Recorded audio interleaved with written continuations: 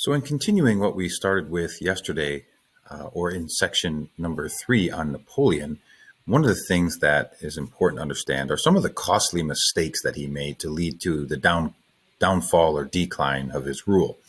And to start this off, we want to mention that Napoleon and his wife Josephine did not produce an heir to the throne or to his dictatorship. In fear of what might happen to his empire, Napoleon actually divorced Josephine and married an Austrian named Marie Louise. This is sort of similar to what Henry VIII had done in England. Napoleon's desire for power led him to build his empire, but also led to his doom. It was his goal to conquer the British, and in doing his efforts to get that done, he made 3 costly mistakes. The first one was called the Continental System. In 1806, he set up a blockade to try and prevent all trade and communication between Great Britain and the continental European nations. The Continental System was what this was called, and it was used to create a naval blockade on England, and it was his goal to make also Europe self-sufficient because they would not rely on England for trade. The blockade was rather inefficient, though. It was very ineffective, and British smugglers snuck cargo into Europe anyway. Also, the British countered it with a blockade of their own, which was actually very successful. The British blockade began affecting the trade of United States ships, and the United States declared war on Britain, and this became known as the War of 1812. Capital letter C, the Peninsular War, was his second major mistake. In 1808, Napoleon attempted to invade Portugal by marching through Spain. The Spanish people in the countryside, they don't like this. Napoleon had the King of Spain removed and placed his own brother Joseph on the throne there. The Spanish people are outraged by this move, and they begin to use guerrilla warfare tactics to attack Napoleon's army. Guerrillas are bands of Spanish peasants that would ambush French troops and then retreat into hiding. That's basically guerrilla tactics. The British would send aid to the Spanish guerrillas, and this became known as the bigger picture Peninsular War because Spain and Portugal are a peninsula. This war was fought in Spain between, of course, the Spanish guerrillas with the British aid, as I mentioned, against the French. In this war, Napoleon loses 300,000 men, and that's why it was a costly mistake. Nationalism, however, or loyalty to one's own country, became a mechanism of defense against Napoleon. Spain, Germany, and Italy had nationalistic movements and uprisings, and they all turned against France during these times.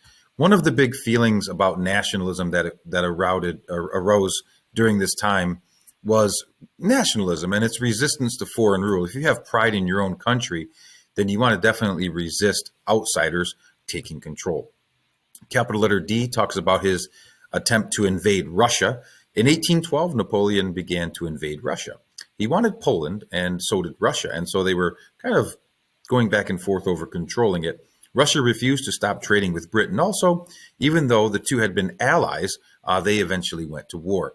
In June of 1812, which is rather late for an invasion in Russia, Napoleon's army of 420,000 soldiers marched into Russia. Outnumbered, Tsar Alexander of Russia pulled his troops back, and as they retreated, they practiced a tactic of scorched earth. And this is basically burning grain fields and slaughtering livestock as they retreat so that the French enemy would have nothing to eat. The two armies finally met on the battlefield September 7th, 1812 at the Battle of Borodino. Napoleon won the battle and he pushed the Russians into Moscow, but he did suffer great casualties of over 30,000. Also, Tsar in Russia decided that rather than lose the city of Moscow entirely to the French, they started to burn it to the ground as part of their scorched earth policy. Napoleon began to head back towards France eventually, but because of the winter, it created a big problem. The Russian winter, extremely cold temperatures, very heavy snow, lack of morale, and lack of rations for France all started to make this expedition a pretty big mistake. The Russian forces that remained tracked the French and began to kill many of the exhausted men during small skirmishes. By the end of the retreat from Moscow, Napoleon's army was down to 10,000 men. Remember, he entered with 420,000, so he loses 410,000 men in his costly mistake of invading Russia. Roman numeral 2 then leads to Napoleon's first downfall. He suffers a great defeat. Napoleon's enemies sought to take advantage of his weakened state coming out of Russia. Great Britain, Russia, Prussia, Sweden, and Austrian forces joined together and began to declare war on the weakened French. Napoleon lost a big battle at the Battle of Leipzig in 1813, and by 1814 the Allies were making their way toward Paris. Napoleon does not want to surrender, but his generals didn't want to fight any longer. They could see kind of the writing on the wall here. He was forced to surrender in 1814. The Allied forces exiled Napoleon to a small island called Elba, and this is off the coast of Italy. They didn't really expect him to cause any more trouble, but he would. He would wait patiently and then eventually escape from Elba and return to France. This time period when he returns to France is known as the 100 Days. Louis the 16th's brother, Louis the 18th, took over the French throne, but he was really not well liked. It was word of this dislike that prompted Napoleon to escape from Elba and return to France. He returned to France in 1815, recreated an army of supporters, and once again became the emperor. Napoleon was met by the British army, who was under the command of the Duke of Wellington, near a village called Waterloo, Belgium. And Waterloo is where a famous battle between the British, the Prussians, against the French, and they really routed the French in this battle.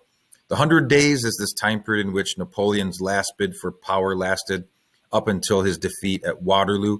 Napoleon was now exiled to an island called St. Helena, which is in the middle of the Atlantic Ocean, and he died there from most likely stomach cancer in 1821. This is a map/graph of Napoleon's invasion of Russia. You can see the blue, he enters with 422,000 men, and you can see some of his stops as he gets deeper and deeper into Russia. Here's the Battle of Borodino. And then you can see kind of the path taken on the way out back toward France. This is where a lot of the casualties happen from hypothermia and some of the Russians chasing him out of the country. I also wanted to show you where St. Helena was located. So this is the area here of France, and here's the island of Corsica where Napoleon was born. Elba is off the coast here, but after his 100 days, Napoleon is sent to this island here, St. Helena, which is really in the center of the Atlantic Ocean here in between South America and Africa. This is going to really limit his abilities to escape in that situation.